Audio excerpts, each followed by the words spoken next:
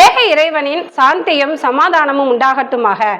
தமிழ்நாட்டில் மது மற்றும் போதைப் பொருள் பயன்பாட்டை ஒழிக்கவும் ஆரோக்கியமான சமுதாயத்தை உருவாக்குவதற்கும் விழிப்புணர்வாக ஒரு பரப்புரையை ஆகஸ்ட் 15 முதல் 31 வரை ஜமாத்தே இஸ்லாமியின் கையில் எடுத்துக் கொண்டிருக்கின்றது.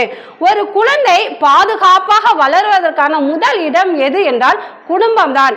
எப்படி காலையில் நாம் எழுந்ததிலிருந்து மாலை இரவு வரை அவர்களை ஒவ்வொரு பெற்றோர்களும் கண்காணிக்கக்கூடியவர்களாக இருக்க வேண்டும்.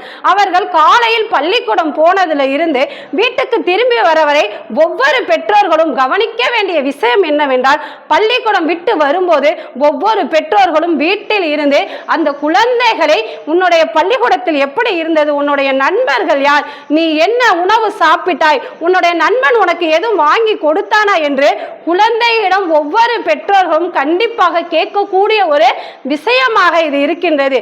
ஏனென்றால் தங்களுடைய பிள்ளைகளை பாதுகாக்கக்கூடிய நாம் தான் முதலில் இருக்கின்றோம். குடும்பத்தில் அன்பான உரையாடல் இருந்தால், நாம் பெற்றோர்கள் குழந்தைகளுக்கு நல்ல ஒரு அன்பை கொடுத்தால், பிள்ளைகள் தங்களிடம் பிரச்சனைகளை பயமின்றி பகிர்ந்து கொள்ள முடிந்தால் பல ஆபத்தான சூழ்நிலைகளை முன்கூட்டியே தடுக்க முடியும்.